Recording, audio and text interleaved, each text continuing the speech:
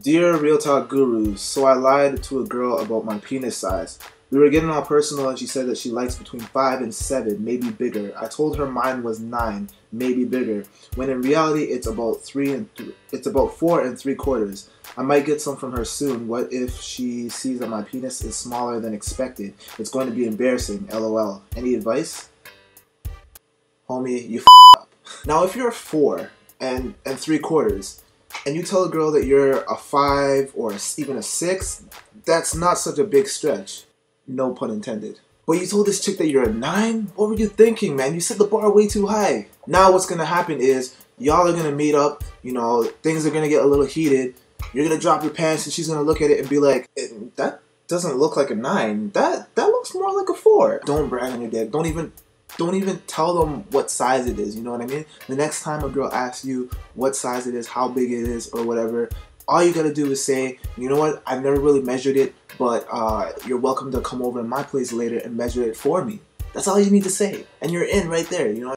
You just have to bring your A game when it comes to the foreplay, man, because that is the only thing in this situation that'll save your life. I mean, if your tongue game is on point, if your finger game is on point, then it won't even matter about the size of what you're packing, because by the end of the day, if she gets those two things and they're on par with her needs, then she will just be begging for whatever she can get at that time, you know what I mean? So yeah, that's the best advice I could give you, man, and that's real talk.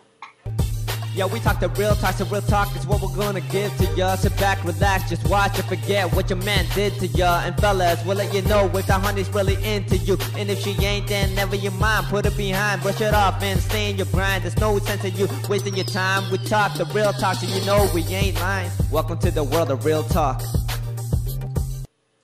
What's going on, everybody? It is your boy Tactix, and this is another edition of Real Talk Gurus, where you email us real questions and we give you real talk. This is the 20th episode, and you know, I feel like celebrating, you know, doing something spontaneous, but unfortunately it's 1:30 in the morning and I couldn't really think of anything creative to do for the video. So we'll save the party and the celebration of the 20th episode of RTG for the 21st episode, okay? So yeah, stay tuned for that, and you know, we'll kick it, you know, like it's 1999.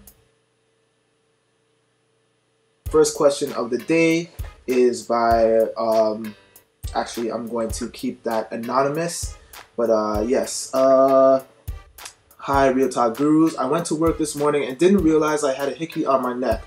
Do you think it was unprofessional to come to work with a hickey on my neck although I work in retail? What do other men think of hickeys when they use them on women? Does it look unprofessional? Yeah. Will they judge you for it? Probably. They'll probably clown you on it. Yeah, they'll probably clown you about it, but I don't think it's anything too big. But I can say if a girl has it on her, I don't know, maybe they might get clowned too by other girls, because I know girls like to judge and, you know, hate on other girls pretty hard, you know? I try to avoid hickeys, or if I get hickeys, I get them in places that wouldn't be normally seen by most people. I think in terms of it being unprofessional, I think if it was in an office kind of condition, way worse. That's way worse. It's way worse. You know, they crack down on you for earrings, they crack down on you for tattoos, all that stuff. You know, I think it wouldn't be a good look for you. Yeah, definitely not. So it really all depends on the place. Yeah, you know, the job that you're at. But like retail, it's bad, but it's not that bad. Yeah, it's seen more of like you just. Pretty much the worst that'll happen is you'll get clowned on, you know, especially if you're cool with your manager, she's just gonna clown on you anyway, you know what I mean? What are you been doing over there, you know what I mean? Like, it's not that big a deal, and it's a common thing, it happens, you know what I mean? Just be more careful next time. Hey Real Talk Gurus, my boyfriend and I haven't had sex in a very long time because of our busy schedule. I don't like to masturbate, but I get very horny sometimes. How do I control my urges? I wonder. Once you have a kid and you're working full time, you're going to be a hell of a lot busier than you are now. You know what I mean? And you're going to be in a worse situation than this because now you have kids. Yeah. Now you got to worry about throwing down without your kids seeing you. And you shouldn't have to control your urges. I mean, you have the urges for a reason. You should not suppress a part of yourself because you think you're too busy. What your body's telling you is, you know, hey, you know, you live a real stressed life and You have a boyfriend here who you're very attracted to, and you know you want some time with him. You know, if you're busy, find out what his schedule is. You know your schedule is. Plan it. You know what I mean? Plan days where you can spend time together. It sounds stupid to fool around and plan when you guys can have sex, but if that's the option that you're faced with, I would rather face the option of planning when I can have sex than plan how to fight the urges of not having sex. Just to add to, in addition, you mentioned that you don't like to masturbate, but honestly, you don't know what you're missing, guy. Like, seriously. With girls, it's not as common as guys, because you know we have the essential equipment, like it's always with us kind of thing. You know what I mean? Like we can just do it wherever. But at the same time, it's like knowing your body and exploring your body in that way is such a beautiful thing, and people are often either embarrassed by it or they think it's taboo and they just avoid it altogether, kind of thing. You know, but I mean, yo, you have these urges, you know, you're lusting for your boyfriend, and for whatever reason, if you guys can't make time, which I think is bullshit, you know, just like Iceman said, you know, then what other option do you have? There's toys. There's so many different toys that you can invest in. There's so many different websites where you can go and like check out all the toys that they have that fit to your needs and accommodate to what you need to stimulate yourself. You know what I mean? So, without getting too off topic, you know, like honestly, try to open yourself up to, and no pun intended, you know what I'm saying?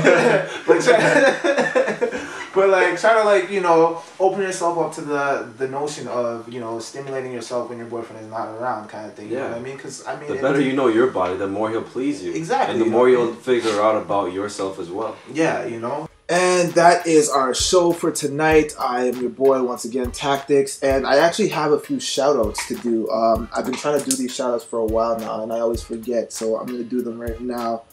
Princess Diana always coming to our show and co-hosting, so we really appreciate that. Although you don't say much, you're always so shy, man. You're always so shy. But also, thank you for the beautiful picture. We appreciate that too. Much love to you, Diana. XOX Kisses. Much shout out to you. Thanks for always coming through to the show on Blau TV and contributing to the chat. Fresh Kid, man, yo, honestly, Fresh Kid, you've been there since day one, since I was up on Blau TV. So much appreciation to you, man. You always bring the laws. Beautiful Lala 717. Yeah, thank you so much for coming and you know, just being there for our show. Miss Lena,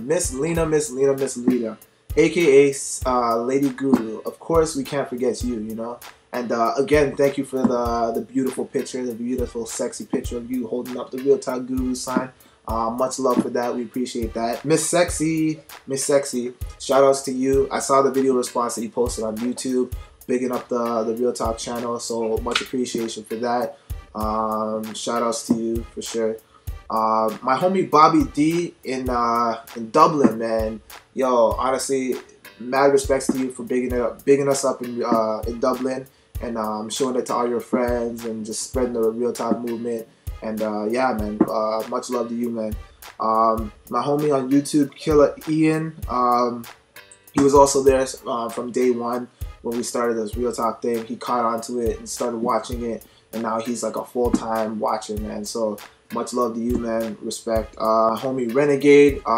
Renegade's the white dude that's sometimes in the videos, although he's been MIA lately. Don't know where he's at, but yeah, much love goes out to you. And lastly, my boy Remarkable, man. I mean, he's the dude who did the rap in the intro for Real Talk, the show. So, you know, welcome to the world of Real Talk, yes. Shout outs to anyone who supports Real Talk, who has spread the love, and who has rated, commented, subscribed, came and watched our show. You know, just made it what it is. You know, I don't know how long we're going to be doing these episodes for, or doing the whole Real Talk thing. I guess we're just, as long as you guys keep watching, we'll still be around. So thank you for keeping Real Talk Gurus alive, and we hope that we entertain you on a weekly basis, because that's, at the end of the day, that's all we're trying to do, man. We're just a bunch of regular guys just trying to make y'all laugh and, you know, help you guys out along the way. So I've rambled on long enough, so I'm probably just gonna go kick it and watch Rock and Rolla. Haven't seen the movie yet, but Remarkable is telling me that it's pretty sick. I'm just talking random shit, man. I gotta go, man. Damn. You're doing it wrong. You know what I mean?